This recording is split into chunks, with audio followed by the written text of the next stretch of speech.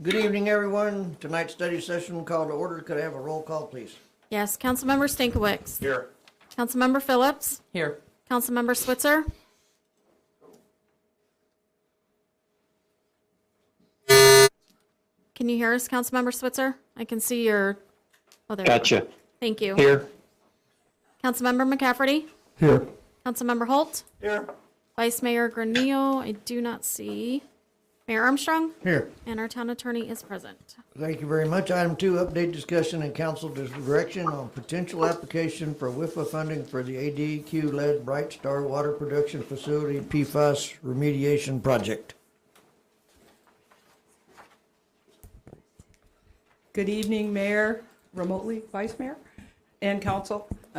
Today we're coming to you to talk about, you've heard about this before, we've had some developments that are important not only in means but in funding that we need to bring before you. So we have all of our experts in the room except for Katie was going to do a portion, but she was very sick and went home. She'd be here any other way, so I'm going to do my best to fill her shoes.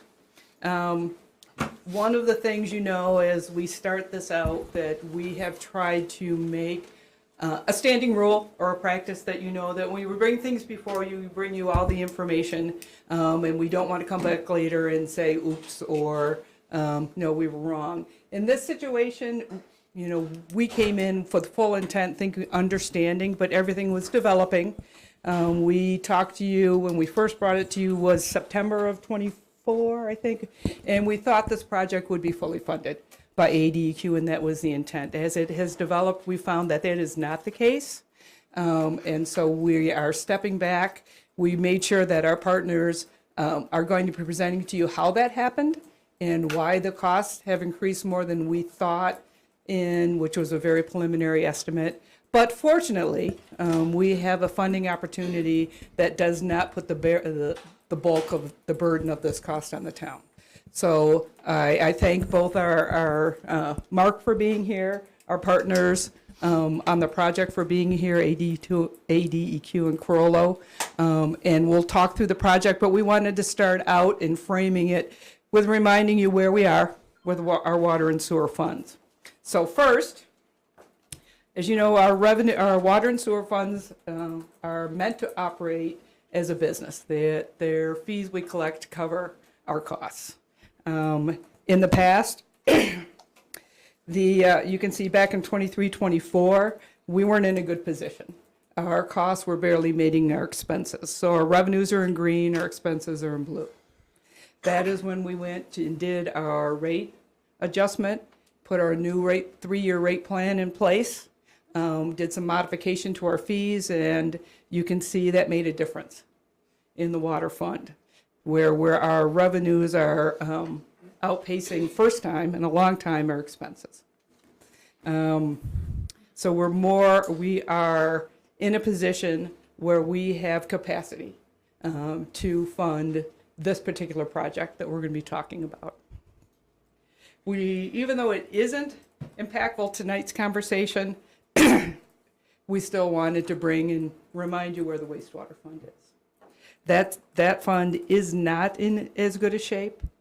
In fact, because of the debt we took on for, as you remember, we have the WIFA project for the expansion out at that's a $10 million project. So that is programmed into here, and that's what really flipped this fund in the position it is. So we're going to have to be looking at a rate adjustment. We're in the last year of a 3-year plan.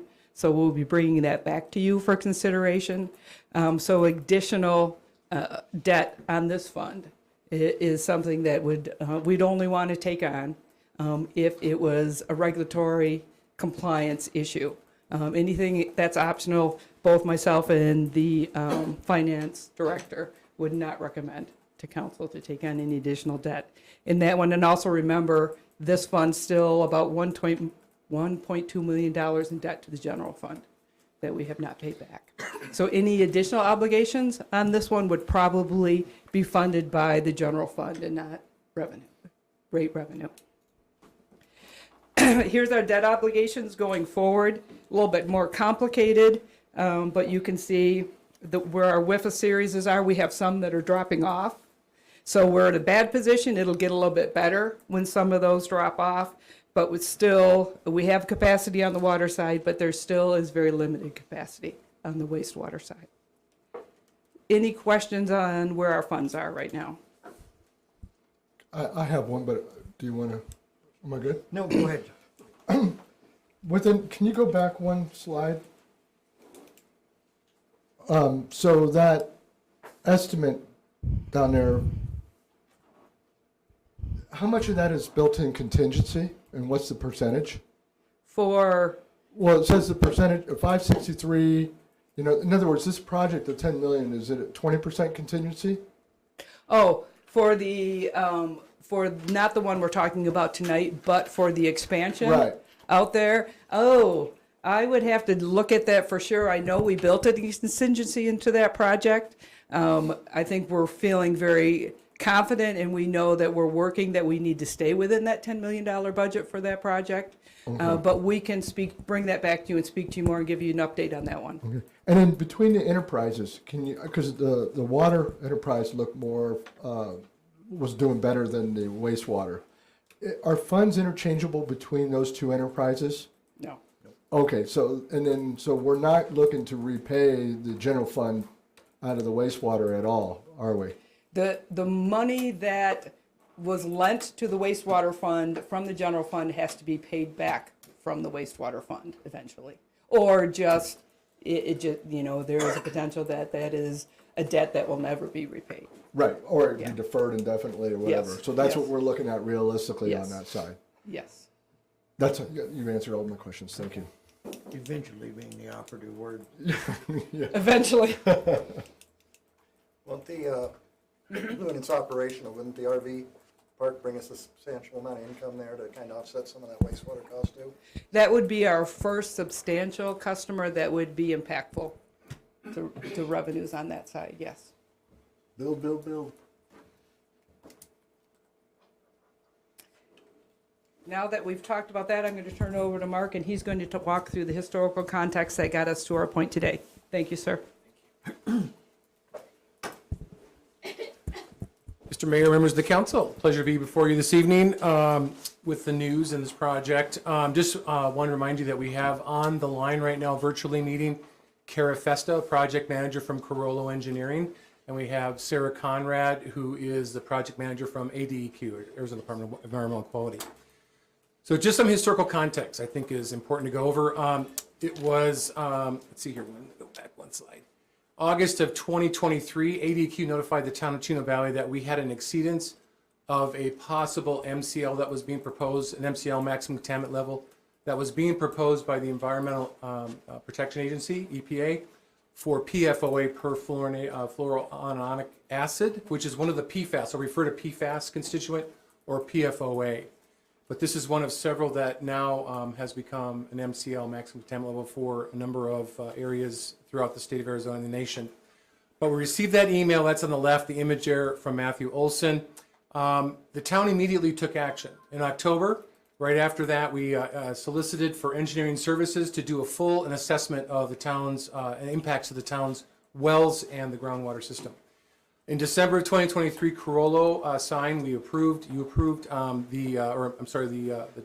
the time the town manager approved a Carollo professional services agreement just to do an assessment, assist with budgetary costs, what those preliminary estimates would be if we found PFAS in other areas, and also what we're currently doing with PFAS impacts to the Bright Star water production facility, our main water production facility. Also in the scope of work was to help us try and look for monies, the various sources of federal, state, and other monies that would be potentially available, and grants.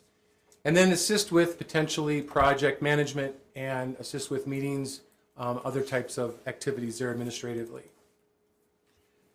And in February 2024, I'm going to turn it over to Kara Festa, who's going to talk about their work and the technical memorandum, and then get into a little more details. So Kara, you want to take over? Yeah, absolutely. Thank you. Nice to be with you here today, Mayor and council members. So Carollo did, sorry, can you all hear me okay? Yes. Okay, great. Yeah, so Carollo did do that preliminary study in late 2023, wrapping up in early 2024, and evaluated really what the options were with respect to PFAS treatment or other alternatives to address the PFAS levels in the Bright Star well. And that alternatives analysis, ended up, looked at blending, looked at lots of different possibilities, ended up with 4 viable alternatives, one of which was treatment at the Bright Star well. The other 3 were focused around new sources for the water system that would be instead of adding treatment at the Bright Star well. And ultimately, the recommendation was, to pursue treatment at the Bright Star well. The first alternatives 2A and 2B were a new well source into the water system, considered a bit of a temporary fix and not a long-term solution, in part because the water system's other well, Country West well, is not impacted by PFAS above the MCLs, but it is impacted by PFAS as well. And also that site is a little bit older and nearing the end of its useful life. And so simply replacing one well capacity with other well capacity didn't take care of the situation that we were looking at with, another well, the backup well supply also potentially being impacted by PFAS and also being an older source of supply.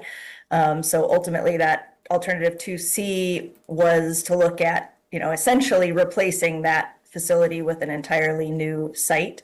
And that's a bit of a different project, right? So, our end result of that memo was to recommend PFAS treatment at the Bright Star well because that well is a fairly newly constructed facility, so we didn't want to just not be able to take advantage of that, that capacity. That is the largest facility in the city's system.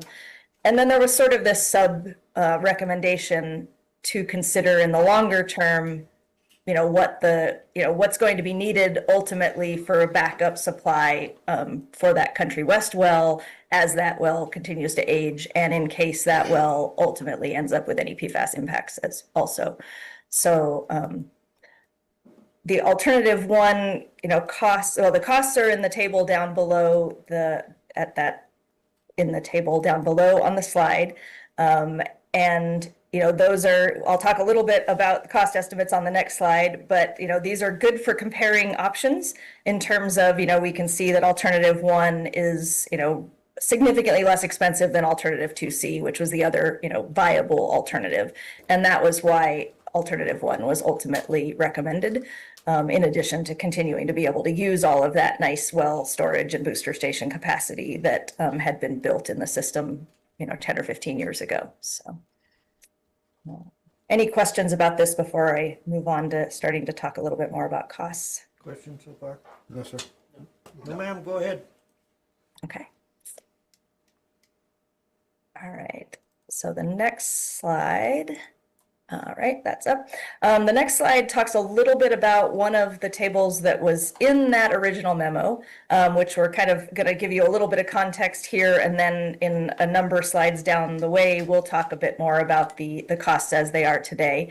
But, one of the things that we wanted to just point out was the cost estimates in that original memo were what would be considered a class 5, so kind of the version of a cost estimate with the most potential change, because the data that we were using to produce that cost estimate was, pre-design. So we were at, we were at a stage that was ahead of design even starting. And so the expected accuracy range of a class 5 estimate on the minus side, minus 20 to minus 50%, on the plus side, plus 30 to plus 100%. So you can see it's a pretty wide range of cost estimates there, and those do get tighter and tighter as you get farther and farther along in design. So you can see that maturity level of project on this on the second column from the left. As you get closer and closer to final design plans, your cost estimates, the column on the right, get more and more accurate.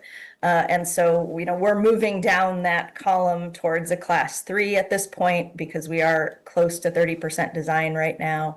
So our cost estimates are just getting more accurate as we know more about what the project is going to entail.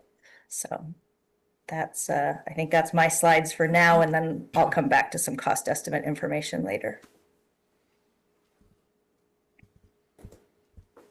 So again, going back a little historically here, the town pursued free and low-cost funding opportunities.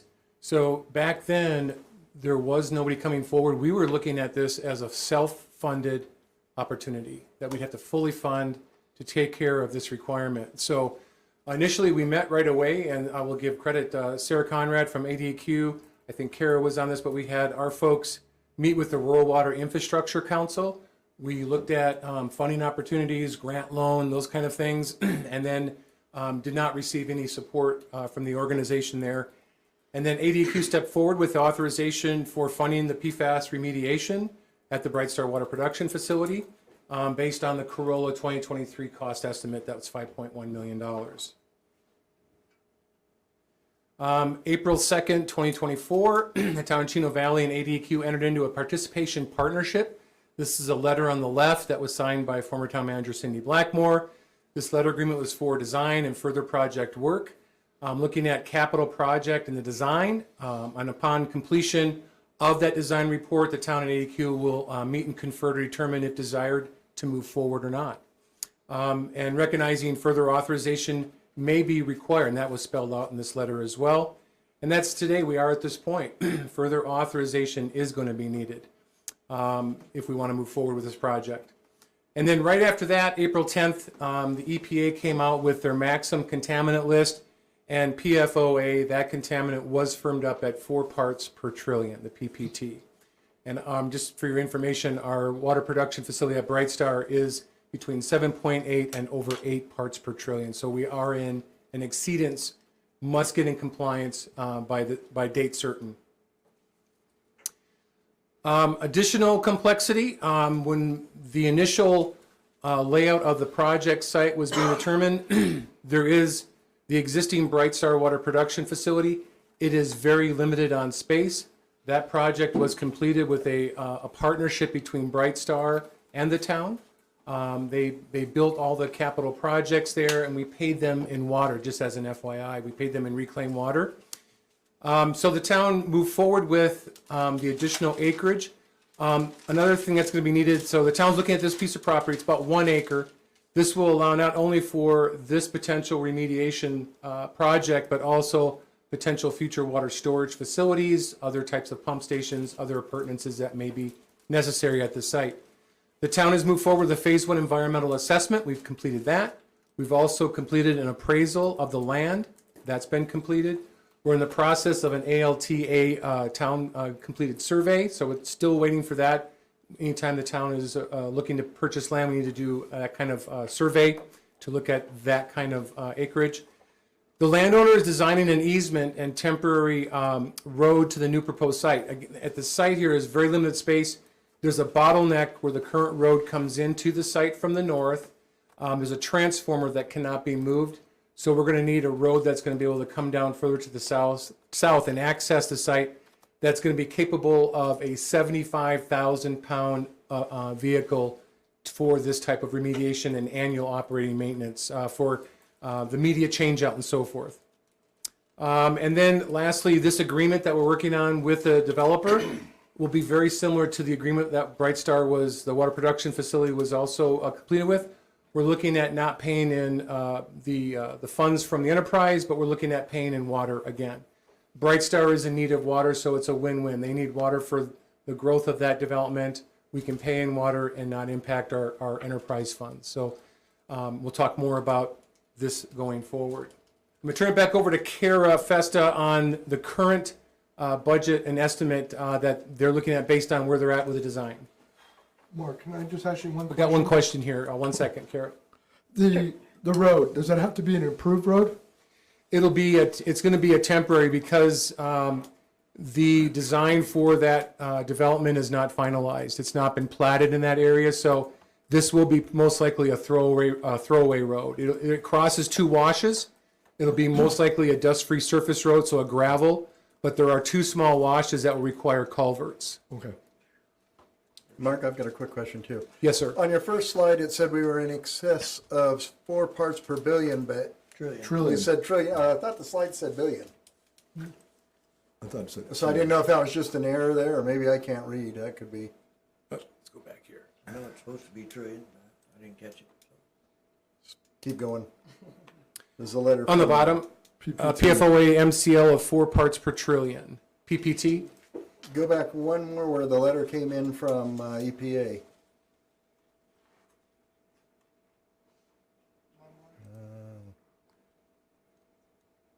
Maybe it's that one. Okay, you're right. It's trillion. I can't read. What can I say?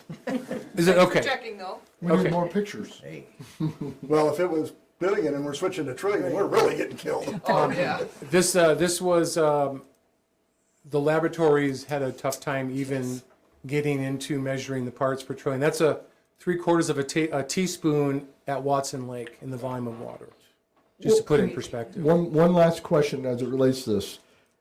As I understand it, the MCL that was established by the EPA is still not based on legitimate medical facts. Is that correct? That is a very deep question, council member. I think we ought to spend more time on that. I would want to bring in some experts because there is, I will tell you, there's been a number of journal articles and there's been conferences that I've attended put on by ADQ that talk about health and human impacts of various PFAS components. So I'm not going to rule it out, but I'm not an expert in that field. I think if we want more discussion that can provide you more information, ADQ would be the one I would, and EPA to help provide some of that information. The reason why I ask is because April 10th, 2024, the EPA overnight across the entire country created a whole new industry that every town and municipality in this country is going to be spending billions of Probably dollars. trillions. Yeah, overnight without any being clearly medically indicated. At the same time, is there a possibility that MCL level will be risen to a higher level, and will our new system that we're talking about be able to fluctuate it, or will it be tied in as a costly screen, if you want to call it, a filter for 4 parts per trillion? In other words, can it be modified to extend its life? I think the best answer to that is that was going to require a movement by the U.S. EPA or potentially Congress. Right now, with the current Congress, I wouldn't anticipate that, but future congressional activities may. Similar we saw with arsenic. In 2006, arsenic went from 50 parts per billion to 10. So there wasn't a whole lot of, obviously arsenic is not good. Ingesting any levels is, for certain, people it may have an effect on them, some may not. That was lowered fairly quickly, and that caused a lot of impacts nationwide as well. Okay. This is definitely, just as an FYI, this long chain PFAS substance is harmful according to what the published information out there. I think we can provide a lot more. I would want to refer to the experts at ADQ and EPA, but there is a lot of science behind it. I've asked the same question at various conferences. They do provide a lot of science. But the 4 parts per trillion versus something else, that's could be, there's some aspects of that. I think it did come down from where they originally started into like somewhere around 100 to 80, and then it kept coming down, and that's what I saw through the evolution of this process. Okay. If I might, to your point, I think where you're going, we want to stay on point with where we're going tonight, but the concern that you're saying, as opposed to other MCLs or mandates that come down, it wasn't based on the same science of cancer causing, by the Food and Drug Administration, and there is litigation out there to that point. So I don't think Mark says we want to talk about that until that litigation is in place. And of course, the other thing for our side is this is still allowed to go into the waste stream, yet we're required to take it out. and our legislators have been, they're appraised of all this information, as with Eli Crane has been. I forward the information to him, just trying to get as much help as we can. Okay, Kara? Mark, this is Robert. Can you hear me? Yes. This is Robert. Is there anything, is there any pursuance of third-party liability, or is this considered a universal liability issue? That's a great question, council member. So we were working with the town attorneys. We have submitted information, comprehensive information, as part of the 3M and DuPont lawsuits, class action lawsuits. I don't think we've heard anything back, but we are hoping to be compensated for some of the impacts that we have, or incurred costs that were not anticipated right up in the get-go, especially for a lot of the tests. They were in the thousands of dollars per test, and other impacts. But I don't know if Andrew wants to say anything about that. I know, but we're in the class action. Mr. Mayor and Councilmember Switzer, that's all we know at this point. We have not received anything advancing the ball yet in any of those litigations. Thank you. Okay, Kara. All right. So the slide that I believe is in front of you now is the updated project cost estimate. So we are looking right now at the bottom line of about $8.1 million for that class 3 cost estimate. The highlight over there to the right is the expected accuracy range. So as you can see, as we get further into the design process, the accuracy tightens up. So that's still a bit of a range. Probably that gives us something in the range of 6 million to plus 10 million. But it's tighter than it was back in 2023 when we did the initial study. And a number of things have contributed to, that change in cost. Some of it is just updates over the last 3 years in costs in general, but the majority of the cost change is actually the factors that we used for some of the cost elements. So you can see that column in the middle of the cost estimate that shows percentages, and that is a cost estimating approach that we use where we take the process equipment costs and then we apply those factors to calculate what the overall project cost is. And now that we know more about what the project is going to entail, some of those percentages have been increased to account for things like some fairly significant site grading that's going to be required to cut a pad into the hillside there to build this facility. There's also discussion right now with the site wall. So that site, as it's currently contemplated, would be walled on 3 sides, which is a fairly large, area to build a block wall around. So that cost is included in this cost estimate. Some miscellaneous things like adding heat tracing. We actually talked early in the preliminary design about whether a building would be preferred to heat trace, but of course a building is going to be much, much more expensive than just heat tracing specific piping that would be subject to freezing. And so that's the direction that we ended up going. And then also some increased cost estimates just for the electrical controls, piping, civil costs. Just across the board, increasing those percentages again, because now we're starting to get into design and we know, a little bit more about what we're actually designing. One other note that we wanted to talk about is that this project is going to be done under a construction manager at risk process, which ADEQ is working with the Department of Administration to solicit that CMAR contractor. And so that's a type of project delivery method where the contractor comes on board before the plans are done and is involved in the development of the plan set so that they can try to help us as part of the project team to keep the prices, within the budget for the project, making value engineering recommendations and, just generally helping us look for ways that we can keep the budget reasonable. So that's a benefit to the project, to be able to work with the contractor throughout design.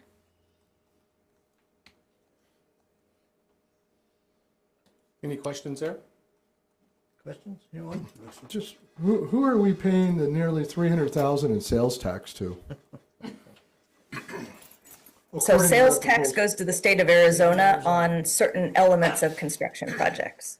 I think we get a portion of that. I was going to say, is there a way we get a waiver? I mean, the government taxing government just seems futile to me. You Yeah. may get a little bit back, but you're not gonna waiver it.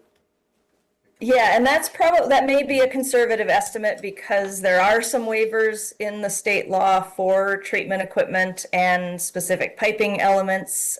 So that's, that would be something that would be fine-tuned as we get the CMAR contractor on board. Having the CMAR on board is very important because they're more familiar with the construction aspect. We want to make sure that if they have cost-saving ideas, we can try and ensure we incorporate those into the design, and that we're working together to keep the costs at their lowest possible. So it's nice that they're on board before the design is complete.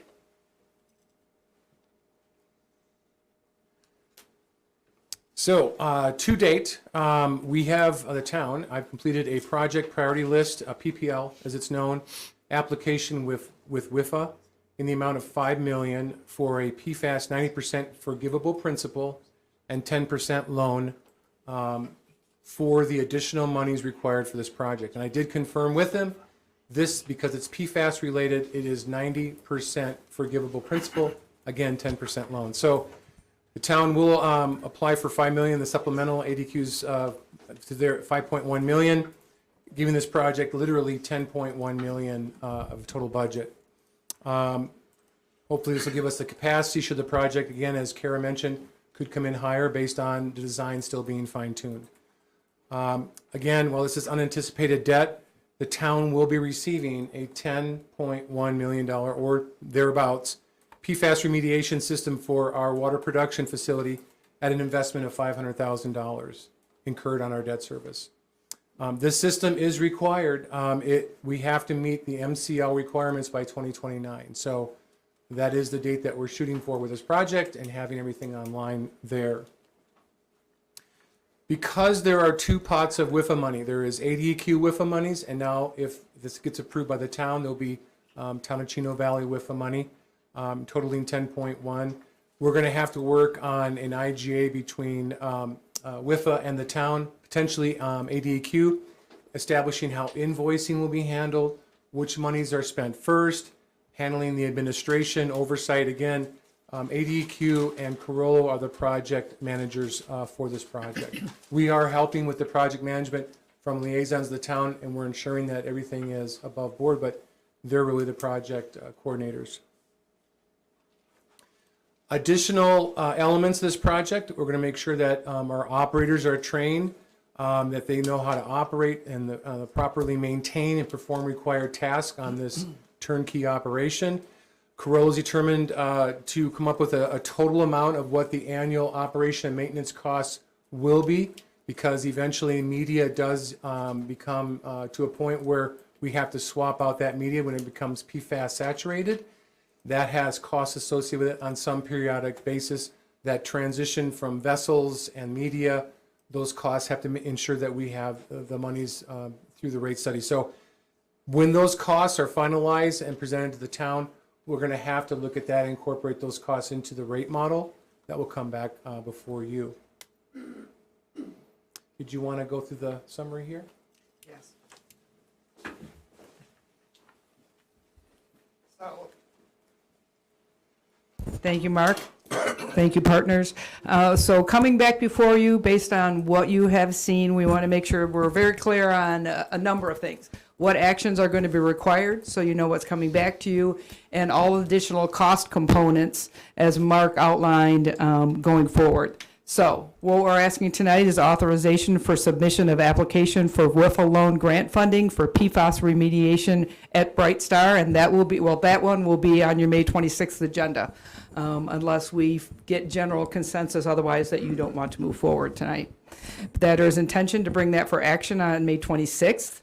We will work with our legal counsel and the other parties' legal counsels to develop that IGA once the project is approved through WIFA, so we know how those different components will take place. Originally, it was going to be fully funded by ADQ. We weren't a funding partner, so we didn't really need to have that. But now that we're a funding partner and there's ultimate obligations to the contractors, we're going to need to have an agreement in place that defines those things and those obligations. As Mark talked about, we're going to need to do a land purchase. There's not enough land out there. Fortunately, we can use water rights for that instead of actual cash dollars from our fund balance in the revenue fund, so we're pleased for that, but that is still a cost for the town. And finally, the ongoing operational costs, we don't know what those will be, but we anticipate those will be significant. We probably will have a supplemental request in the year that this goes online that could easily be $100,000 or more. We hope it will be less, but we want you to understand that after the construction is done, there's going to be an ongoing operational cost that will be impactful to the revenue fund and the wastewater system. Terry, this is Robert again. Yes, sir. Maybe Mark knows. Do you know what the land appraisal came in at?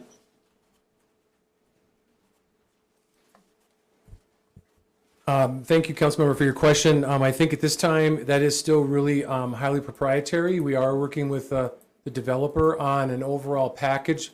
But I would say if you want to discuss that with Terry, it's proprietary. The town paid for that appraisal. I don't want to publicly announce it at this time. Did you want to add anything, Mr. Attorney?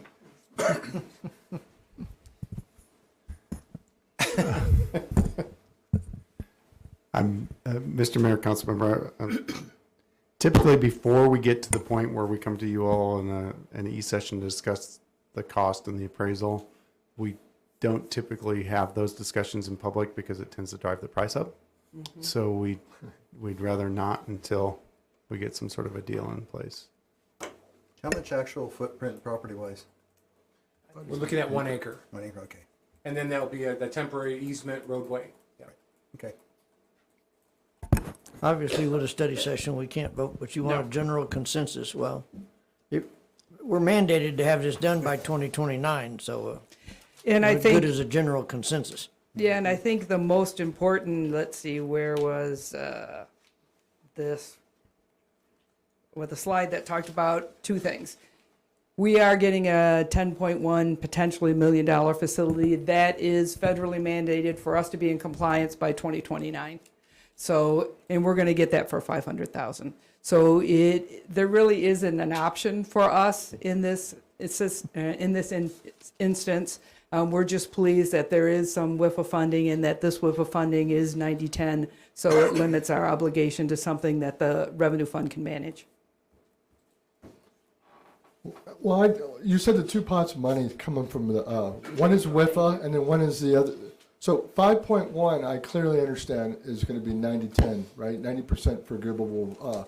But what about the other pot, the other pot of money that's 5 million? So ADQ is in possession, that's a WIFA as well. It's all WIFA money. 100%. I don't know any of the details of their pot of 5.1. I don't believe, unless Sarah Conrad, who's on the call right now, may have information, but I'm not aware of any details regarding that. Okay, but so. We have no obligation for that. Well, that's what I'm trying to get assurance of. I know that the one pot, we got the 90% forgivable principal, so we're funding $500,000 out of a $5 million loan. But the other $5 million, because remember, we're talking about a $10.1 million loan. Well, I know we're going to get the funding for the 5.1, and I know what the funding is going to be. What's the funding cost to us for the other $5 million?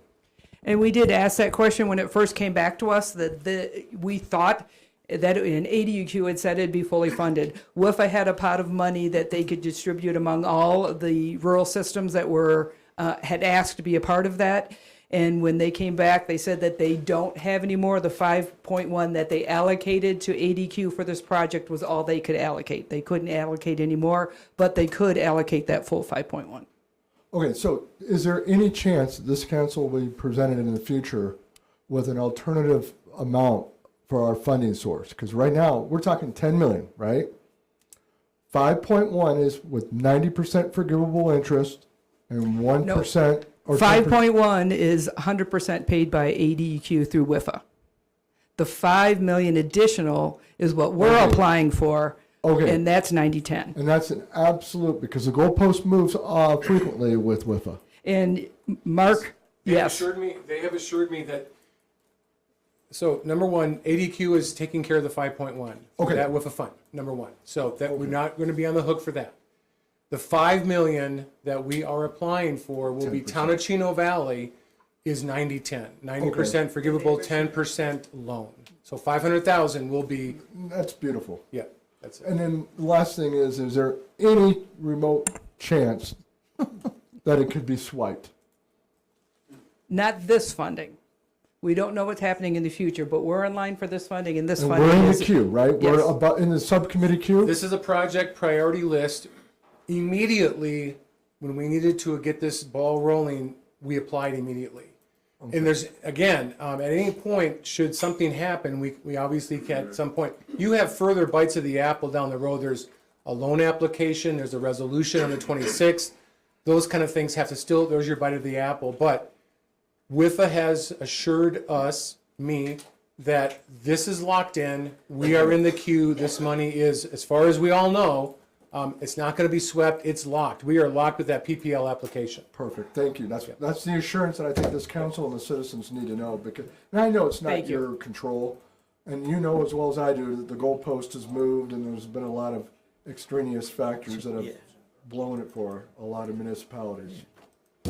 Yes, and one of the other thing, they talked about the CMAR project, process that we're going through, and I think that is important because one of the conversations we've had is that we have to make sure when we get this project to final plan, that it is 10.1, under $10.1 million. So if we need to do some modifications, anything we can control in that process, the CMAR process gives us the greatest opportunity for control to ensure that happens. Everybody okay with this coming back on the 26th to us? Absolutely. Robert? Yes, sir. Okay. Yes, sir.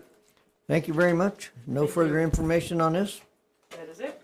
Yes, sir. We're adjourned. See you in 19 minutes and So now he's $500,000, so now you're $500,000 mark. Yeah, he's halfway done.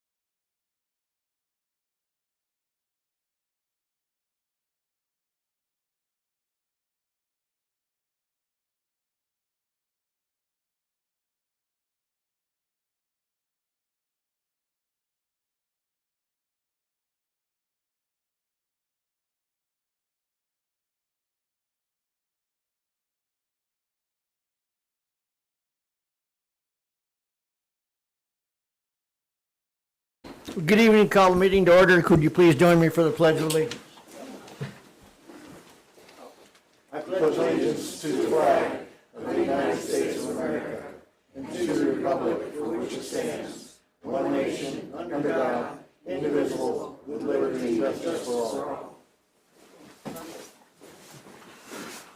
Thank you. Could I have a roll call, please? Yes, Councilmember Stankiewicz. Here. Councilmember Phillips. Here. Councilmember Switzer. Here. Councilmember McCafferty. Here. Councilmember Holt. Here. Vice Mayor Granillo. Not here. Mayor Armstrong. Here. And our town attorney is present. Thank you very much. Item 2, introductions, presentations, and proclamations. Item A, presentation to proclamation for Building Safety Month. Proclamation Building Safety Month, May of 2026. Whereas our town is committed to recognizing that our growth and strength relies on the safety and essential role of our homes, buildings, and infrastructure play both in everyday life and when disasters strike. And whereas our confidence in the resilience of these buildings that make up our community is achieved through the devotion of vigilant guardians, building safety and fire prevention officials, architects, engineers, builders, tradespeople, design professional, laborers, plumbers, and others in the construction industry who work year-round to ensure the safe construction of buildings. And whereas these guardians are dedicated members of the International Code Council, ICC, a nonprofit of experts in the built environment that implement the highest quality codes and standards to protect us in the buildings where we live, learn, work, and play. And whereas these modern building codes and standards include safeguards to protect the public from such hazards as hurricanes, snowstorms, tornadoes, wildland fires, floods, earthquakes, and whereas Building Safety Month is sponsored by the ICC to remind the public about the critical role of our community's largely unknown protectors of public safety, our code officials, who assure us of those safe buildings that are essential to our prosperity. And whereas in observance of Building Safety Month, we are asked to acknowledge the essential service provided to all of us by our local building safety and fire prevention departments in protecting lives and property. Now therefore, I, Tom Armstrong, Mayor of the town of Chino Valley, do hereby proclaim May 2026 as Building Safety Month. In witness whereof, I have hereunto set my hand and caused the seal of the town of Chino Valley to be affixed this 12th day of May 2026. And I will give this to Ms. Lineberry so she may present it to her building folks. There was only 7 whereases. We're getting better. She cut it down.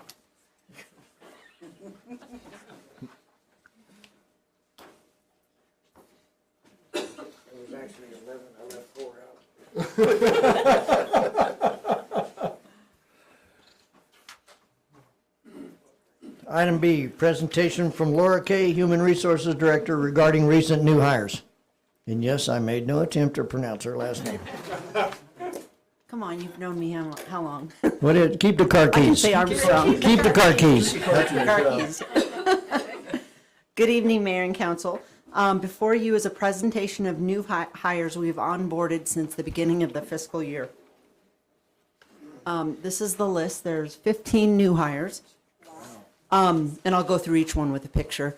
But there actually are some new hires here in the audience as well. So I just wanted to point out that Morgan Heiner and Tiffany Resendez have worked really hard to onboard our seasonal aquatics team. They have onboarded, if I can count correctly, 30 new hires. So they've hired and onboarded them. So it's pretty exciting that they did it in such a short amount of time. And the pool opens on May 30th. Our first new hire that I'm presenting is Dan Downing. He's a facilities maintenance worker hired on July 21st of last year. Brody King is a parks maintenance worker hired on 8/11. Melissa Odell is our technical services librarian. She was hired September 1st of last year. Lisa Deerdoff is a part-time library assistant who onboarded with us September 15th of 2025. Max Miller is here. He's our GIS specialist. He onboarded on September 22nd, and I actually think you'll get to hear more from him in the next presentation. Jesse Sorteberg is here. Our executive analyst came on board October 1st. Crystal Patton is also here. Part-time adoption specialist, shelter technician, onboarded October 27th. Wyatt Moody is a streets maintenance worker, He came on board with us on October 30th. Eddie Orozco started on October 30th as a streets maintenance worker. Mert Dorsey is a cook with the senior center, came on board December 8th. Craig Stevenson, he is in NARDA. He's a police recruit. He is scheduled to graduate on June 4th, so pretty exciting. Daniel Saldana is a court clerk, court security officer with the magistrate court, started on February 25th of 2026. Huck Sandsness is a streets maintenance worker onboarded on March 1st. I'm getting my months mixed up. Keith Fry is a public works inspector, started on March 9th, 2026. And finally, Miguel Ramos is a utilities maintenance technician who onboarded on March 9th of this year. That's it. Thank you for your time. Moving forward, I just wanted to mention, I will come before you if you're interested and do quarterly updates on new hires. That would be great. Thank you. Great. Any of those folks mentioned, please stand up and be recognized.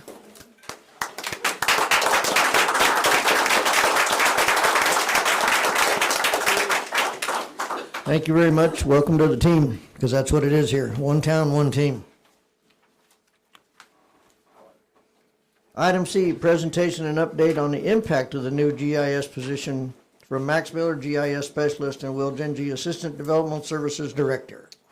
All righty. Good evening, Mayor, Vice Mayor, not here, council members. Will Genji, your Assistant Director for Development Services. I'm going to keep this very short and brief and turn it over to Mr. Miller here in just a second, but Max has been here just about 8 months, I think, right now. During that time period, he's had a huge impact, not only on development services, but public works, and hopefully we're going to be branching out here before too long. And then, yeah, really happy that we have this gentleman onboarded now and putting him to work. And I'm going to turn it over to him and let him show you what he's been up to. Hello, everyone. Nice to meet you. My name is Maxwell Miller. I'm the new GIS specialist for the town. And today I'm going to be going over what I've been doing the last 8 months and kind of moving into the future. So jumping right in for our agenda, we'll have kind of what is GIS, a brief overview, how GIS works and can improve the life of the town, as well as an overview of different GIS kind of systems, and then also the current progress that we've been made, and then the roadmap for the future. So what is GIS? Simplified, GIS stands for a Geographic Information System, and it's simply just data that has coordinates. So any type of data you have coordinates, you can make a map, you can do all sorts of things with it.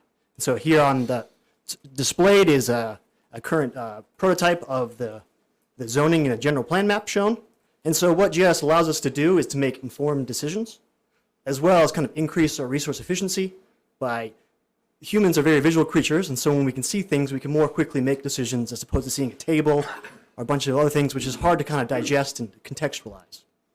It also provides services for the public, and so with relatively, once the background is set up, with relatively upkeep, you can provide these different services for the public to better bridge the gap between government and the public. And then in general, it improves the quality of life for the town of Chino Valley, both the citizens as well as the members. And so what I'm displaying now is kind of the flow of information on how GIS works. And so what we have is kind of our 5 departments: economic development, development services, public works, police, and community services. And so they all share information with the GIS department. And the GIS maintains, manages, and analyzes that data, ensures that the data coming in has a good background or base foundation. And this allows for things to create different products, such as maps, web links, reports, tables, data analysis plans, and even real-time updates. And so with the flow of information between these departments, and once the data has kind of been validated, we're able to share that data with the town manager, the council, residents, and developers. And so in order to create kind of this interconnected web of information, and GIS is kind of the central point that helps combine all these different departments and the public, we need to kind of briefly transition to the overview of GIS. And so there's a bunch of different types of GIS, but I'm kind of breaking them down into 2 main categories. The first one is Esri, which is kind of the biggest GIS, $1 billion company. It's a monopoly. It's everywhere. It provides a lot of features. And then kind of the other side, or the other group, I'll call open source and free software, or QGIS. And so when I was hired here, I was tasked to build this from the ground up. And so I really looked into the details of the different strengths and weaknesses of these two kind of systems. And so I'm going to kind of briefly go over those differences right now. And so on the high-end enterprise, we have ArcGIS Online, or Esri. And the pros of this system is that it's highly integrated, it's easy to use, it has cloud services and websites. The cons are that it's very expensive once you get to the enterprise system. Like an enterprise costs about 27 grand a year, just to kind of let you know how expensive these can be. And they're also heavily reliant, once you get into their system, you kind of get stuck or trapped. And on the other side, we have our open source, QGIS and Postgres. And this open source can provide similar levels of functionality with no yearly software costs, as well as provide unlimited customization. And then once you have it up and running, the yearly costs are much, much cheaper. Some of the cons is it does take more time to build and create these systems, but and maintain these systems, but in the long run, it's better. And so now going back to kind of this diagram of all our different pieces, I propose, and I think the best solution for the town in order to save resources is to kind of create a hybrid solution. And so what we'll do when we're sharing information with the public, we're going to use ArcGIS Online because they make it easy to share information and to create maps. And then on the back end, we're going to have this thing called PostgreSQL, which is an enterprise database for storing and maintaining this information.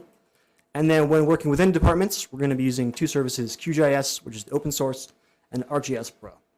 And so this allows us to take advantage of the enterprise solution with kind of pay-as-you-go costs while keeping the functionality of open source. And then the bridge would be the GIS department, which maintains kind of these both sides and facilitates the transfer of information. So where are we now? As we transition to, after we've built this base over the last 8 months, I've spent a lot of time kind of creating these links and making sure that everything is set up and validated and that we are ready to go and rolling. And so what I've started with as kind of like the template, once the base is built up, is the development service department. So here I have a diagram of the current zoning map, which is actually a website and a web link that all the public can go visit. And so I updated the zoning from the last 5 years, as well as created this new web-based interface, which allows both town members as well as, council members as well as the public to interact and to view these different services or the zoning and web. In addition to kind of creating this, I kind of want to briefly go over what the power of GIS can do. And so with the latest airfield proposal, we're able to we're able to compare local impact studies from the surrounding area, the 2 miles around the airfield. And we're also able to use that data and extrapolate farther out into a regional context. And so we're able to see how does this not only affect Chino, but also the wider area and present it in a readily digestible format. It also allows us to do comparisons of other local governments or similar regions and see how are the differing effects, how does it affect Chino Valley versus, in this case, Cottonwood. And also, GIS allows us to do analysis from outside sources. So this is on the bottom right, historical flight studies. And so this shows over a week all these different flight patterns, all these different flight elevations. And so with this data, we're able to kind of further process it and combine them and create this kind of map here, which is all the flight records for 1 week in different colors. And the beauty of GIS, I understand this looks very kind of confusing. There's a lot of information here. And so the beauty of GIS is not only do you have spatial components, but you can also add a time component. And so on the right here, we have an animation that I've created that shows for one of these days, the different flight patterns over starting about 6 a.m. and then proceeding onwards. And it may seem like nothing's happening because nothing is happening because right now there's no flights being shown. And so there were no flights on this day up until, I think, we'll see progress. And if you look kind of at the bottom here, bottom middle here, this is where the Prescott Regional Airport is. And you can see now that these are the flight patterns in real time. So every minute that's ticking by, that's where the plane is located. And so you can see after a certain amount of time, the flight paths disappear. And so we can see kind of contextually, at 3 o'clock right now, we have a bunch of flights happening right now, going through different parts of Chino, as well as our kind of proposed airfield space.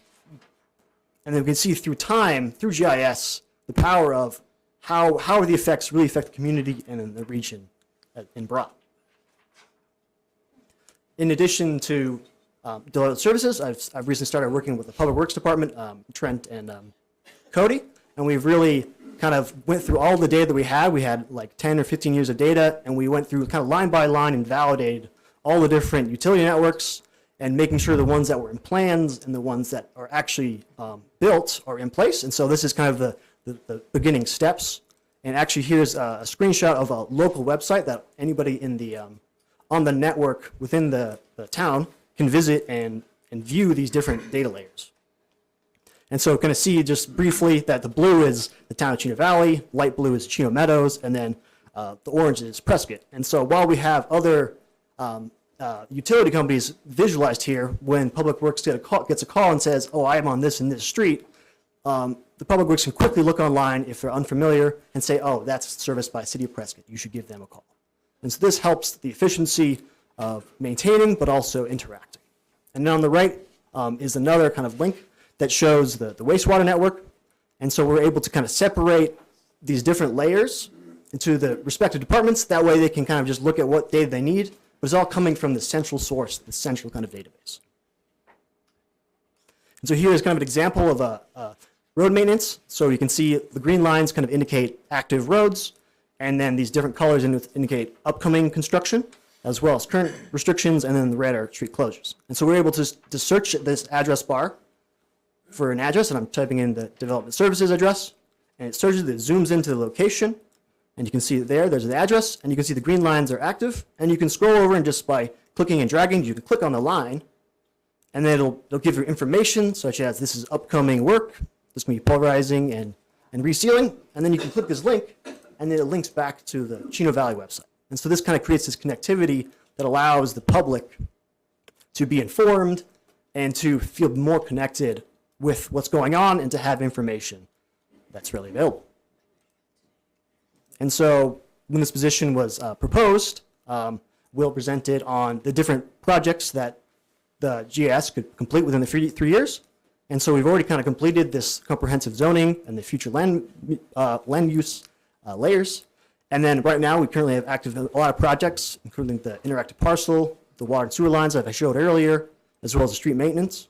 And then 911 addressing and cleanup, because that updating the 911 will kind of help fire as well as the police departments, and then as well as economic development, commercial selection tools. And so now that the base is kind of being built, we can start tackling each of these projects as we go.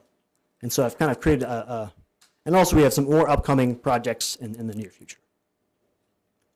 And so this is kind of the general roadmap that I've kind of put together. Currently, we're working with the Public Works and to validate the data once we get some devices that are we able to geolocate the lines and the manholes and whatnot. And then in July, we're going to continue this addressing cleanup, which will help the fire department as well as police.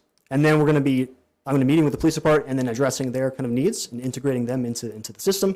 And then by September, we're going to have kind of the base foundation set up, and so we can start kind of categorizing a bunch of assets. Trees, stop signs, the possibilities are really endless once you have the base set up.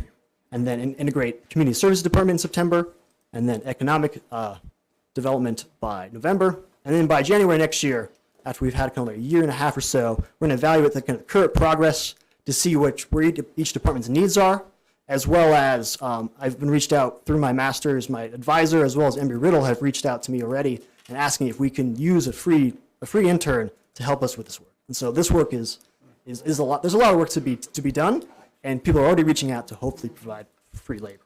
So, any questions or comments? Questions for Max? Outstanding. I don't, Outstanding. I don't think anybody understood the level of work that is involved in this, Max. You're doing an excellent job. We appreciate having you. Thank you. Just a thought, maybe map out Taco Tuesday locations for us. What about Thursdays? Good job, you did well. Thank you. You sold Thank you, good, sir. Corey. Yes. And then there's a additional slide too, which is the costs. And so at some point we can get into that, but that's all I have. Thank you. Quit while you're ahead, buddy. Yeah, leave the cost out of there. Okay, item D, presentation and Recording update in by Katie progress. Pell, Finance Director, regarding the January to March 2026 quarterly financial report. Madam Pell had to leave work early due to illness. I will entertain a motion. I'll make a motion that we move this item until the May 26, 2026 council meeting. I have a motion. Do I have a second? Second. I have a motion and a second. All in favor? Aye. Aye. Opposed? None heard. Motion carries. That item will go to the 26th. Item E, consideration and discussion regarding the fiscal year 26-27 budget. Madam Town Manager. Thank you. I'm going to do, Mayor, Vice Mayor, Council, I'm going to do my very best to stand in for our knowledgeable and highly competent Chief Financial Officer, but we've been working closely on these, and we did not want to delay this item because we want to keep the budget process on track. And as you know, we only had a couple of things still that we needed some input on before we could finalize and bring before you a tentative budget for adoption. So,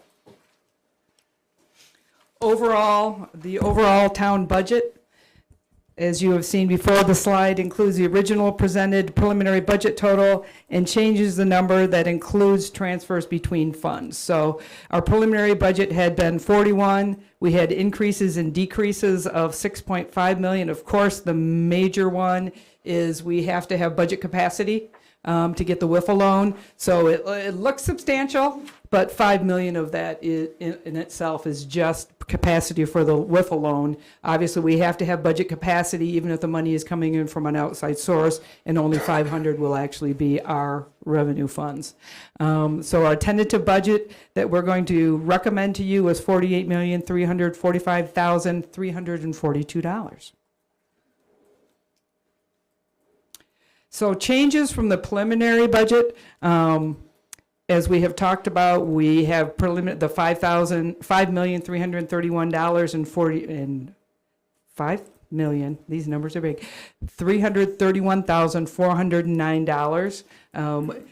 I think we've talked through these. We've got the PFAS, we've got the loan, we've got some intrusion detection services. Now, one of the items that we had talked about, and we tried to best gauge council feeling regarding the position freezes and how we should deal. Should we do a soft freeze?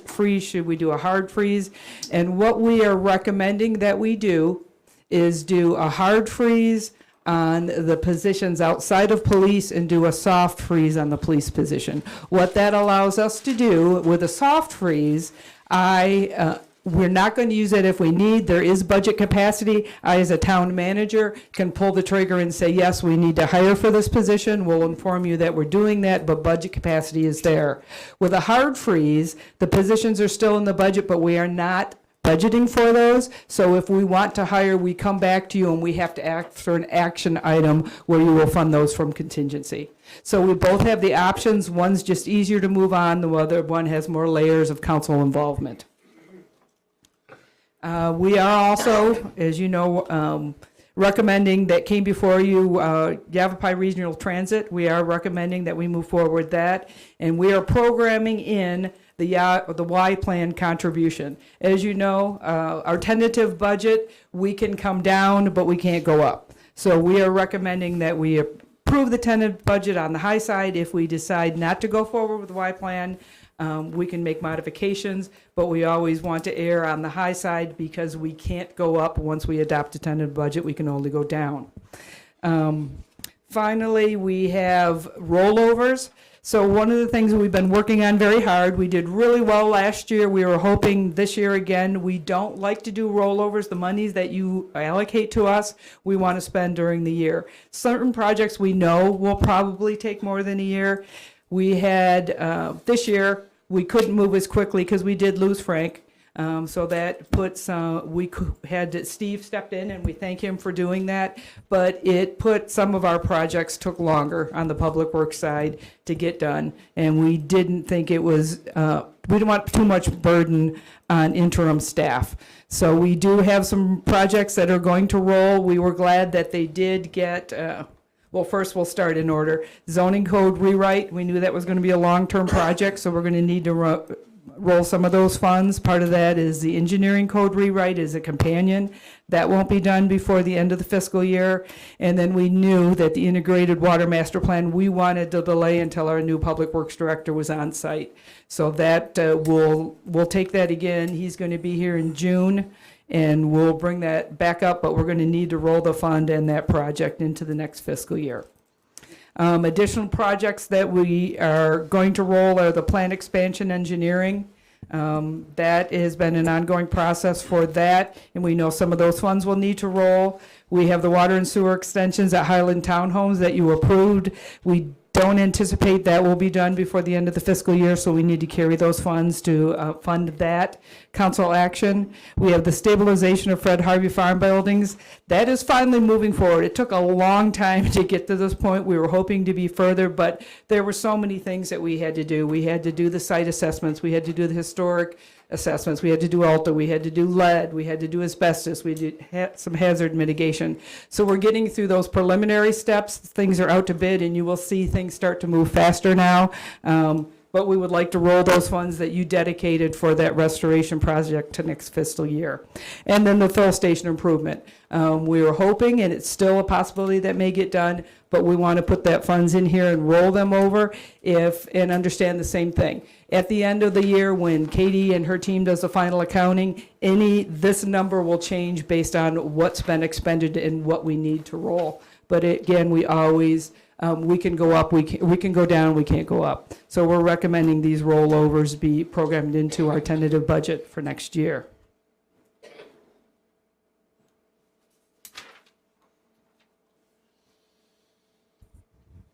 I'm going to take a minute and look at the notes and make sure I didn't miss anything she wanted me to share with you. No?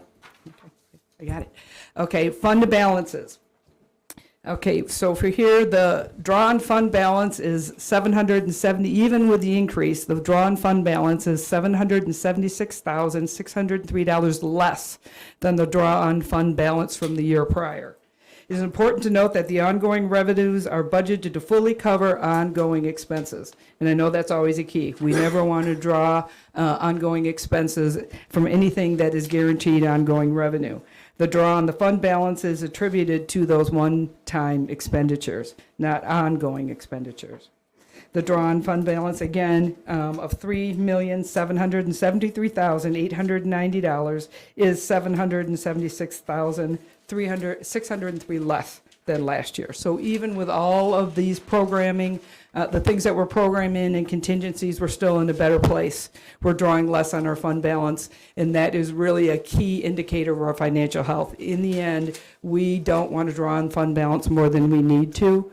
And when we're doing that, we want those to be known one-time expenditures rather than ongoing ones that will obligate us to that fund balance in the future. Next steps, as you've heard these before at the May 26th council meeting, based on our discussions here, we will have adoption of the tentative budget. On the June 7th, we will publish the public notice, which is the first notice of public hearing in the budget schedules. On June 14th, it's a second published notice of the public hearing and budget schedules.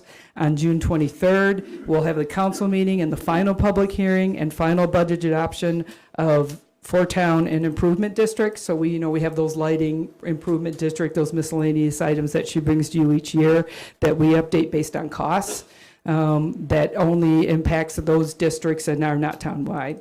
And then finally, July 14th council meeting will be setting tax rates for those improvement districts. So with that, questions, comments? Questions, John? Regarding the police officer position, could that be a lateral police officer coming in, or is that someone we're going to send to the academy? Does it matter? It doesn't matter. So the police officer positions are based on what they get. They try to balance what's going to the academy and what is a lateral position based on how many they have out there at the time, but it could be either. Okay. What we feel a little more comfortable with that because in reality with our turnover, there's typically one position that's almost always open, even when we're trying to fully fund or fully fill all of our positions. We hope we can fill those, but we don't think it will have as big of an impact because of that turnover factor, that there's almost always carrying one. But if it comes to that point where we're have full capacity except for that position, and we have the opportunity to hire a good person for that position, we want to be able to take advantage of that. Thank you. Larry? Same issue I've had all along, and that's freezing positions. I definitely disagree with putting any money into a holding for a Y plan, especially that amount. That funds a police officer position full-time. Robert?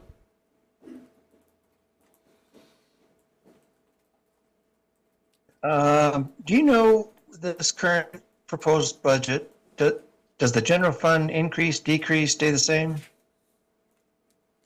The draw, the 776,000 is the draw on the general fund balance, so it will go down by that amount.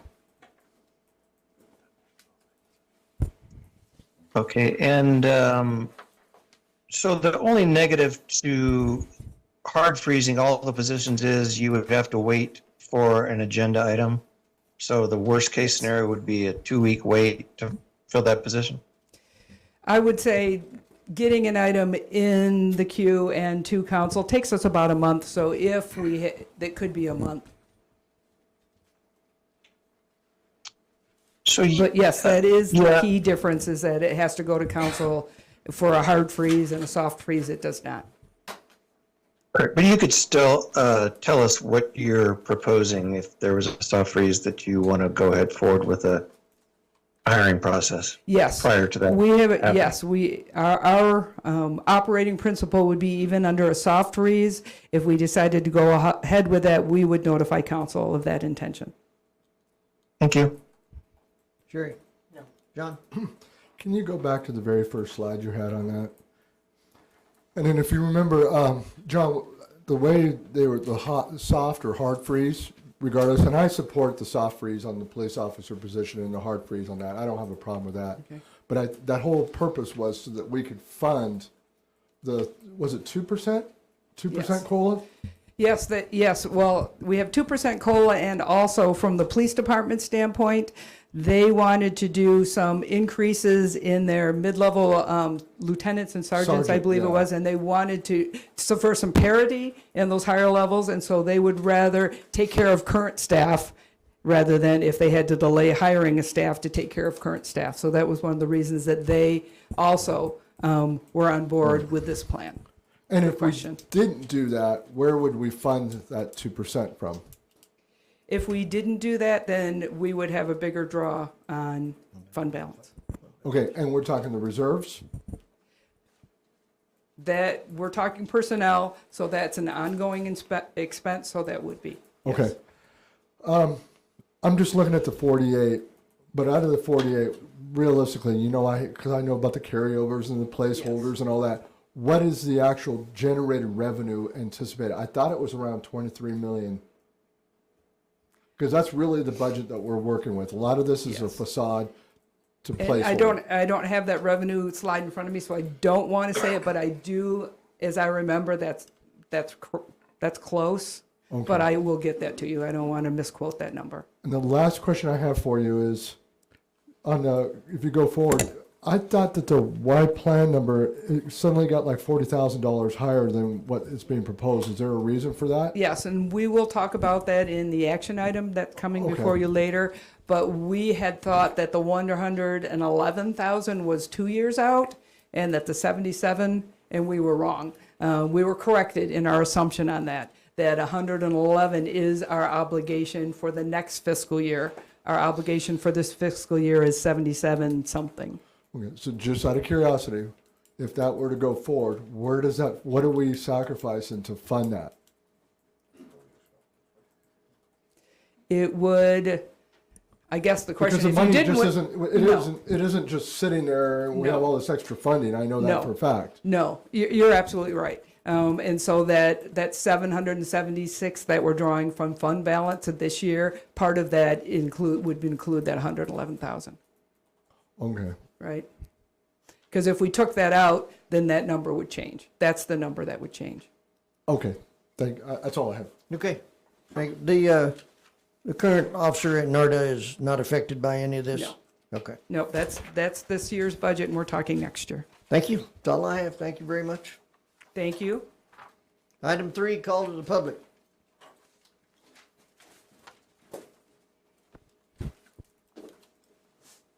Call to the public is an opportunity for the public to address the council on any issue within the jurisdiction of the council. Public comment is at the discretion of the council, not required by law. Individuals are limited to speak for 3 minutes. Yielding of time will not be permitted. The total time for call to the public may be up to 30 minutes per meeting. Council action taken as a result of public comment on items not on the agenda will be limited to directing staff to study the matter, scheduling the matter for further consideration and decision at a later date, or responding to criticism. Public comment is invited and encouraged. However, personal attacks on individuals is not appropriate. Disrespectful behavior will not be tolerated. This includes loud outbursts, profanity, and disruptive discussions among our audience. I did not have any cards filed tonight, Mayor. Okay, I've got a quick note on here from Robert, says he can't hear anything. Suggest turning the volume up.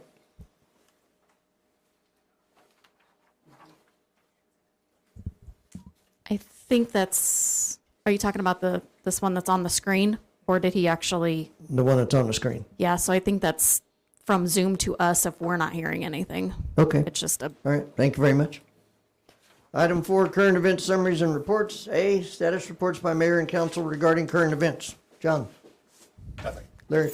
For the last time, I get to say Friday at 10 a.m., the National Law Enforcement Memorial will be held out at the 9/11 Memorial Foundation's, what do we call it? Memorial, I guess. The 9/11 Memorial out on Perkinsville Road. Robert. No, sir, thank you. Sherry. No. John. This weekend, there's U.S. Vets is hosting their Steps for Vets in downtown Prescott.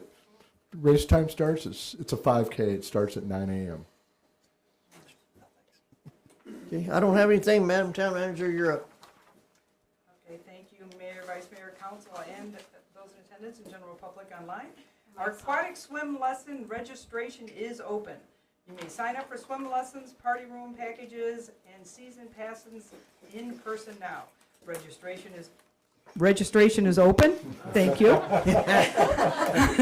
I could just feel her walking toward me. I didn't even need to look up. I just. There is a certain presence there, isn't there? There is. I'm going to say that again. Sign up for swim lessons, party room packages, and season passes in person now. Registration is open until May 28th from 10 a.m. to 4 p.m. Where? At the Chino Valley Aquatic Center, 1615 North Road 1 East, Chino Valley, Arizona. There's more information on our website, and I think they said they had 75 people. 94 signed up the very first day for swim lessons. So that just shows the value of that facility to our community. Once again, the town of Chino Valley Cleanup, Free Dump Days Cleanup is also this weekend. The town annual community cleanup. Bag and bring your items to Old Home Manor. Let's give Chino Valley a great look for spring. That is Friday, May 15th and Saturday, May 16th from 9 a.m. to 3 p.m. Again, out at Old Home Manor, corner of Perkinsville Road and Old Home Manor Drive. Any questions, contact our Development Services Department. We are very proud, we just heard to announce that the Chino Valley has 2 clerks that have been named to the 2026 Municipal Clerks Honor Roll. She didn't know. We found out about the second one. So congratulations to Sarah Burchell, Assistant Town Clerk, and Aaron Deskins, Town Clerk.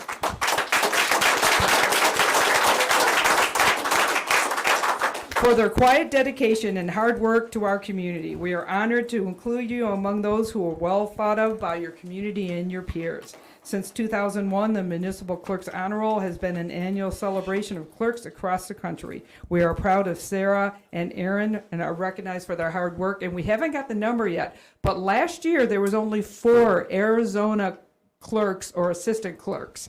And we don't know, but we're assuming it's going to be pretty close to that. So it's a very distinguished, to get this honor, there's a very small and distinguished select group. So we're very proud of you.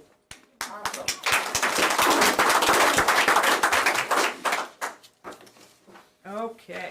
The town clerk's office wants me to remind everybody that they are accepting nomination papers for write-in candidates for their July 21st, 2026 primary election.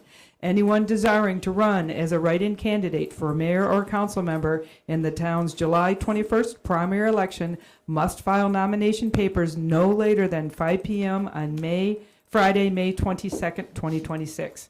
Citizens may obtain a candidate package at the town clerk's office here at Town Hall, North State Street, Route 89, by making an appointment at the town clerk's office, calling 928-636-3130, or emailing clerks@chinoaz.net. Residents are, oh, this is kind of cool. Well, there's this. I'm going to hold this up. So residents are invited to be an extra in a live music video shoot. Country music artist Colton Burris is filming a live outdoor country scene right here in Chino Valley at Olson's Grain.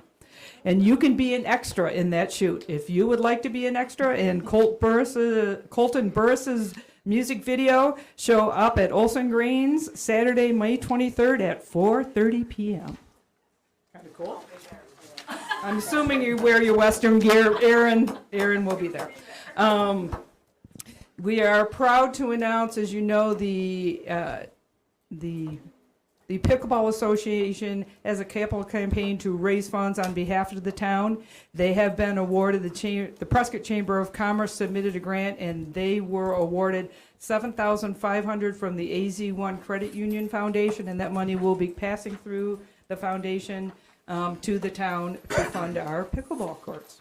So we are pleased once again. We love outside free money. And let's see, there was something, what was the other thing that I wanted to talk Touch it. Oh, yes. We are also very excited in our ongoing effort. You know, we're always trying to improve our digital engagement with our residents. So two things that are going to be implementing starting tomorrow. We have our IT team and Mike Coomer in the town manager's office have been working very hard. Sandra Santos has been the primary in our information technology services on doing a website refresh.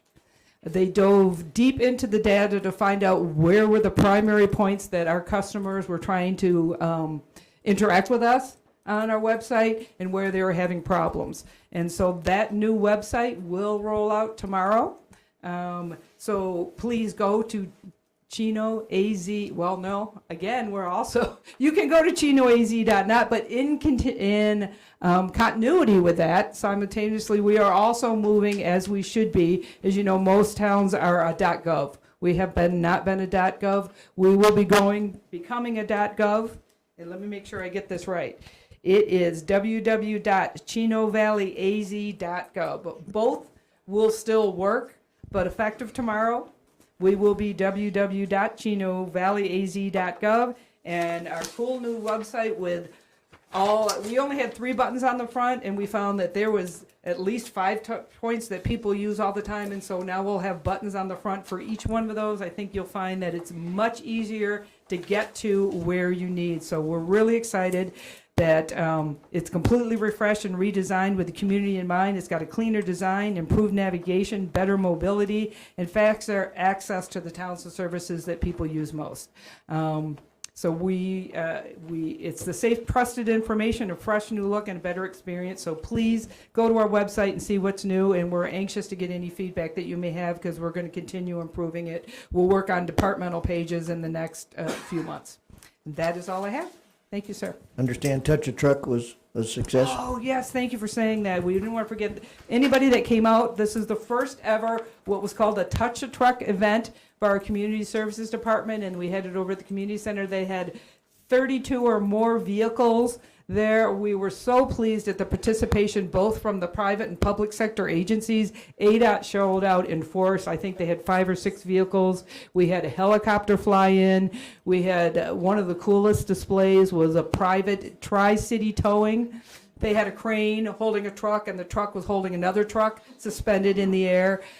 Big and small kids alike got to get in and, beep horns and turn gadgets and wheels. And the kids, they had little safety vests and little hats, and we're so excited. So it was a great event. We thank our community services, and we look for number 2, even bigger and better next year. Okay, item 5 is a consent agenda. Would anyone wish to remove item 5A? If not, I'll entertain a motion. I'll make a motion that we approve consent agenda item 5A. I have a motion, I have a second. Second. A motion and a second, all in favor? Aye. Opposed? Aye. Late aye, but none opposed. Thank you very much. The consent agenda is approved. Item 6A, consideration and possible action to approve the naming rights for fan contracting in recognition of their 25,000 donations to the Chino Valley Pickleball Association Capital Campaign. You know, I'm tempted to just delay this a month and have them come back. Just a joke. Good evening, Mayor and Council. Jesse Soderberg, Executive Analyst. And as you know, the Pickleball Association has been making major strides in their capital campaign. So with that, I'm happy to introduce Capital Campaign Chair Mary Kelly to share their exciting news. And after, I will return for staff's recommendation of the naming rights, format, and placement of their first donor. Mary? Okay, thank you. Well, good evening. Thank you so much for having us, Mayor, Vice Mayor, council members, and town leaders. We are very grateful for your time. On behalf of the Chino Valley Pickleball Association, CVPA, I'd like to acknowledge the generous donation we have just received in our capital campaign to build those 8 new pickleball courts in Chino Valley. And we'd like to present the donors' recognition request as an action item on tonight's town council agenda. As you are aware, the CVPA, in collaboration with the town of Chino Valley and the Prescott Chamber Foundation, launched a capital campaign late last year to assist the town in making this vision a reality. Our association received a pledge letter on April 20th from Fan Contracting, Inc. I'd like to read a few sentences from that letter. On behalf of Fan Contracting, Inc., we are pleased to commit a donation in the amount of $25,000 in support of the Chino Valley Pickleball Association capital campaign for the construction of 8 new public pickleball courts in Community Park in Chino Valley, Arizona. The project is part of the Community Center Phase 3 vision, and the town has already allocated funding for ground preparation and related foundational improvements to support the future courts and associated amenities. Fan Contracting, Inc. is proud to support a project that will expand recreational opportunities for residents of all ages, strengthen community wellness, and contribute to the long-term vitality of Chino Valley. This effort represents a meaningful investment in the community's future and in a facility that will serve residents and visitors for years to come. Please accept this letter as our formal pledge of $25,000. We understand that this contribution aligns with the half pickleball court donor category, which includes naming right recognition honoring an individual, family, company, or organization, subject to town approval. This pledge is made with the intent of supporting CVPA's efforts to help complete funding for this important community project. We appreciate the work CVPA and the town of Chino Valley are doing to move this vision forward, and we are honored to participate in helping make these new public courts a reality. So at this time, we've had a couple of family emergencies, so Michael Fan, our CEO, was expected, as well as Jason Fan, but standing in is Stevie Votter, Fan Company Administrator. So please come up, Stevie, and we would like to do a formal presentation of the $25,000 check. If anybody can take a few photos, apparently our major photographer has had to leave for another meeting. And Cindy Thomas, Community Services Director, we'd love for you to join the photo as well. We've got Susie Jarvis, who's the president of the Chino Valley Pickleball Association, and Sandra Bowie, if you'd like to be in the photo as well. And me too. Oh, yeah, me too, Mary.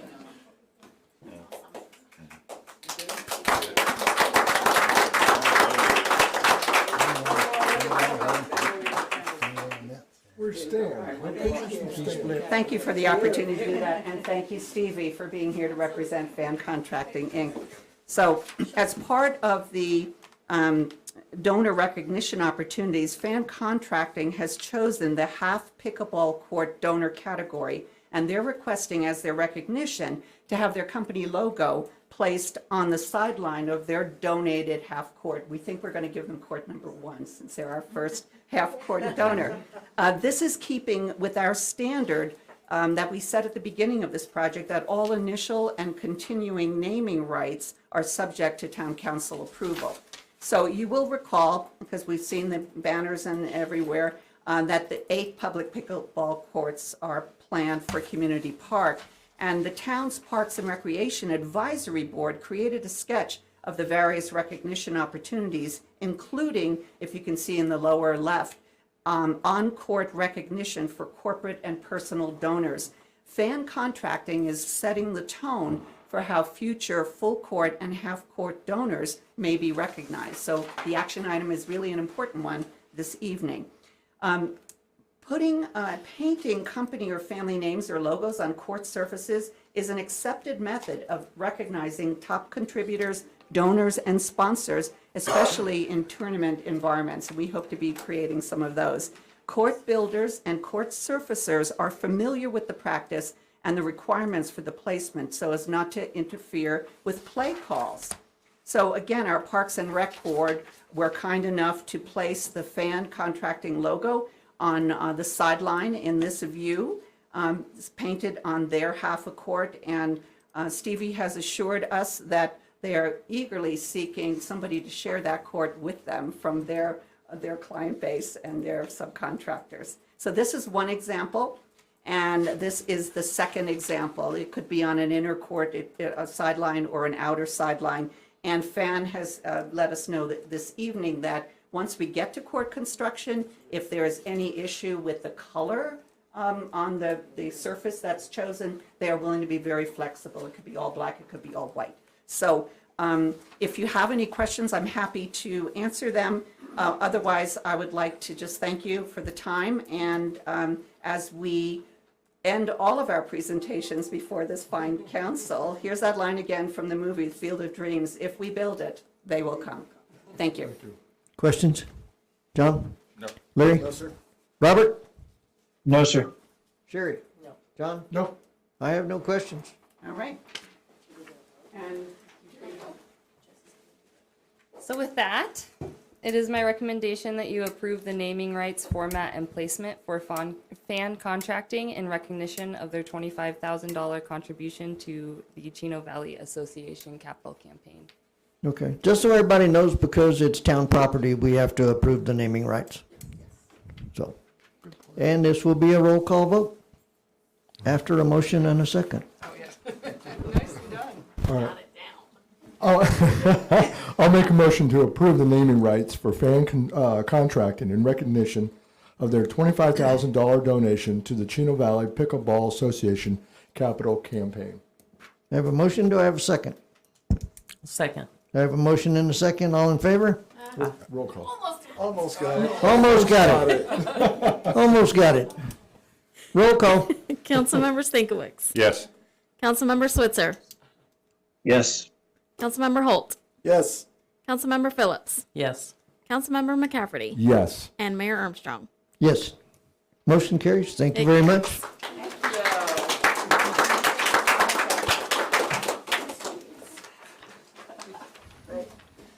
Item B, consideration and possible action to approve a budget capacity transfer in the amount of $77,448,000 in the general fund contingency to the general fund Y plan account, and to approve fiscal year 2025-26 funding allocation for Chino Valley's annual contribution to Y plan for $77,447.35. And I will entertain a motion to go into executive session to discuss this motion. I'll make a motion that we enter an executive session for legal advice on item 6B. I have a motion. Do I have a second? Second. I have a motion and a second. This will also be a roll call vote. Councilmember Stankiewicz. Yeah. Councilmember Switzer. Yes. Councilmember Holt. Yes. Councilmember Phillips. Yes. Councilmember McCafferty. Yes. And Mayor Armstrong. Yes. Motion carries. Thank you very much. We are going into executive session to court the famous Arnold Schwarzenegger. We'll be back.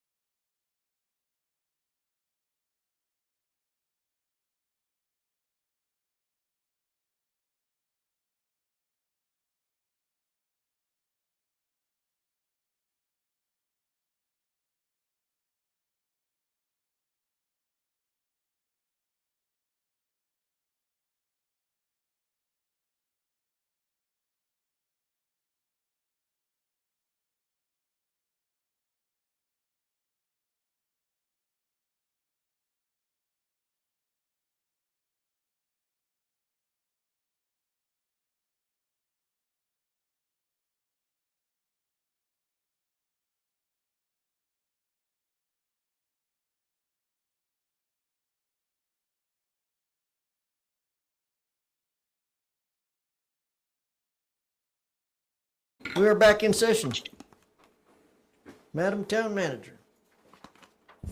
Good evening, Vice Mayor, not Vice Mayor, and council members. Tonight I have an item to bring to you in two parts, both for our current and next year's contribution to Y Plan or Yavapai Plan, which formerly known as SIMPO. The Y Plan's funding request for fiscal year 2025-26 is $77,447.35. The contribution for next fiscal year, 2026-27, is $111,590. Y Plan is a metropolitan planning organization that has member entities are the town of Chino Valley, the town of Prescott Valley, Dewey, Humboldt, and Yavapai County.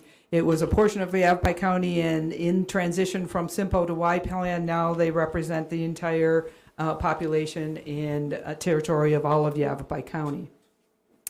The benefits of being in a metropolitan planning organization and a regional voice, one of the quotes that Vinny Gallegos, who is the executive director, said, "We have the ability to return that $77,000 this year or $111,000 next year directly back to the town in the form of a single project.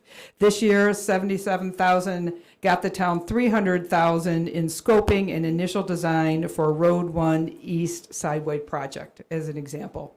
Past benefits of Chino Valley, we asked Vinny and his team to be more tangible in what is delivered and what the impacts are. And so here is a list that they provided to us. The past benefits to Chino Valley was $150,000 for the Perkinsville Road roundabout design. That was in FY16. $63,000 for Road 1 North traffic signal construction. That was in 21. $103,000 for the Chino Valley Peavine Trail design. Active and future projects that will benefit us more directly are $360,000 for the SR 89 design concept report and for roads 3 north to 5 north. $400,000 for SR 89 design concept report state legislative request. $292,000 for Road 1 East sidewalk, and $18,000 would be the town's match if they did get that money. $70,000 for a regional trails wayfinding plan. Additionally, $945,000 for regional plans funded and managed by Y Plan.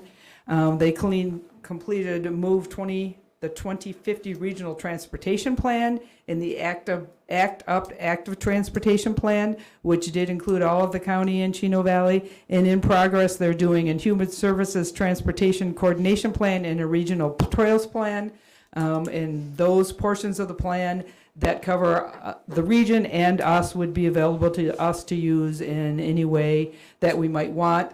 For that one, he pointed to that because Prescott Valley recently funded their own trails plan out of their budget. This one, we could use their trails plan and not fund one out of our budget.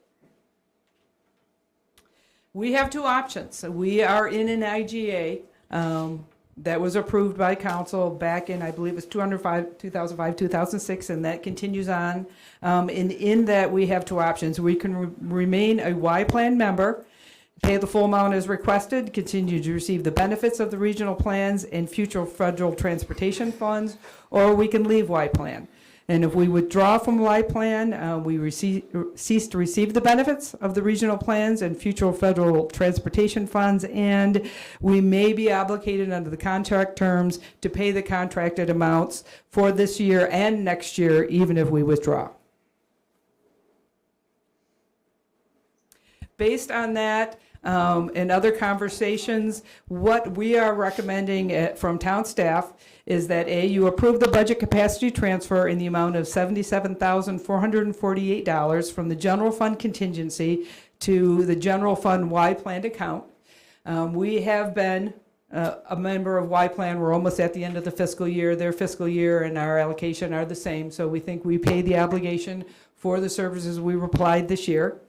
And then the second item is approve the FY 25-26 funding allocation for Chino Valley's annual plan. Wait, where do we go? Oh, yes, and so we're approving the transfer and then approving the funding allocation for Chino Valley's annual contribution to Y Plan, 77,447. So we don't have a budget item, so we need to move contingency, and then we have to have authorization to spend that since it's over 50,000. So that's for this year.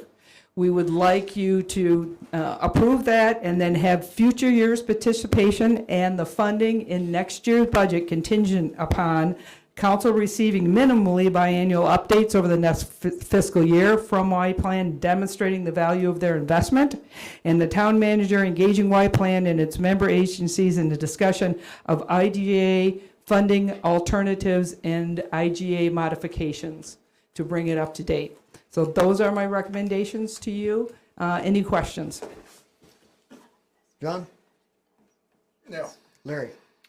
I'd like to add in that second one that town manager engaging with Y Plan and its member agencies in a discussion of IGA funding formula alternatives for FY 26-27 and all ongoing years. And I did make, I must not have saved it, so I want to make clear, because it doesn't say it in this, I would want to say a discussion of IGA funding formula alternatives and base IGA format. I just want to make sure that we don't put it in there and they say, well, you already agreed to 26-27, so you're stuck with it now. Can you say that last thing that you just said? Yes, so that it is both a discussion of IGA funding formula or alternatives and an update of the basic IGA format. There's some things that need to be cleaned up. Definitely. Update of the existing IGA. Yep, and updated. Robert? I would say update of the existing IGA, including IGA funding formulas. Robert? Agree. Sherry? No, I don't have that. Yes. John? Just one, real quick. So on section, on the B here for 25-26, the 77,477 plus 35 cents. That's the worst case scenario for the 25 because we still haven't calculated the in-kind. Yes. Yes, that is a very good point. That is the worst case scenario. Every year we've gotten, about 10,000, give or take, in-kind contributions that reduce that down. So that would be the ceiling of what we would pay. We could expect to pay 67 or less. And just to verify, if we were to move forward and approve this isn't necessarily saying we're funding it, we're just doing the placeholder because without the placeholder, we couldn't fund it. Yes, so the A and B are funding for this year and giving us the authorization to make that payment. The second portion of future years' participation being contingent means that you will, when we bring the tentative budget before you, we will have the full 111,000 in there as a funding. Andrew looks like he wanted to say something. I was just going to make the distinction that the town manager hit at the very last thing she said. So this is only related to this year's budget item, that the discussion of and the decision on fiscal year 27 will be part of your tentative budget, which is coming up in a couple weeks. On the 26th. Any other questions? I just had one of you from you, for you. Go ahead. I'm kind of, as someone who's been on Simpo, now Y Plan, it's Y Plan, right? Yeah. Bottom line is, what's your position on this? I mean, you have better insight about that whole organization than any of us up here. My turn on the soapbox, huh? Okay, I've been involved in Simple, Y Plan, RTAC, all those going forth for regional transportation monies and pushing as hard as I can. And we've gotten some success and we've had some holdovers and we've been waiting on some stuff. As far as I'm concerned with Y Plan, formerly Simpo, the proof is in the pudding. If you show me that you can actually produce these things, not a wing and a prayer, then I'm in. But the minute you fail to provide the services you think you can provide and are requesting our money to do so, we're in. If you can't do it, I'm out. I can't justify the town spending that amount of money with nothing coming back. And from what we've heard, everything coming back still is a wing and a prayer. So what I hear from you, Honorable Mayor, is that those updates in the next year on a regular basis and showing what tangibles have been delivered is very important. Exactly. The whole rewrite of the IGA formula for everything that's in there has to be done in your negotiations, and I believe that is what's covered by what you were said. And the attorney just nodded, so I'm a good guy right now. And I will entertain a motion. All right, I'm gonna make a motion. I'm gonna make a motion to approve the budget capacity transfer in the amount of $77,448 from the general fund contingency to the general fund Y plan account, and approve the FY 2025-26 funding allocation for Chino Valley's annual contribution to Y plan for $77,448.35. Additionally, this is going to be contingent on the council receiving, at a minimum, biannual Y plan updates over the next fiscal year, demonstrating the value of the investment. Secondly, the town manager will be engaging the Y plan and its member agencies in discussion of the IJ funding formulas and update the existing IGA for the future. And Mr. Mayor, just for clarification, that's related to the allocation for this year. But of course, your town manager has ears and can hear that is probably what she's also going to suggest for next year as part of the tentative budget discussion in 2 weeks. Agreed. Yes, sir.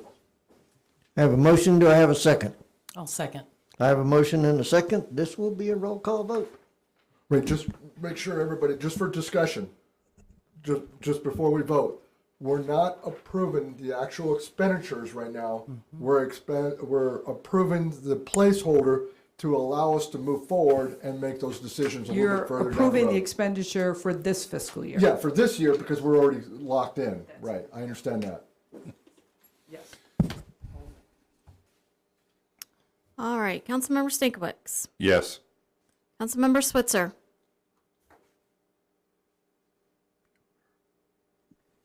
Yes. Councilmember Holt. Reluctantly, yes. Councilmember Phillips. Yes. Councilmember McCafferty. Yes. And Mayor Armstrong. Yes. Motion carries. Thank you very much. Item 7, Sherry. I make a motion to adjourn. I have a motion. Do I have a second? Second. A motion and a second. All in favor? Aye. Anybody opposed we're not listening to? We are adjourned.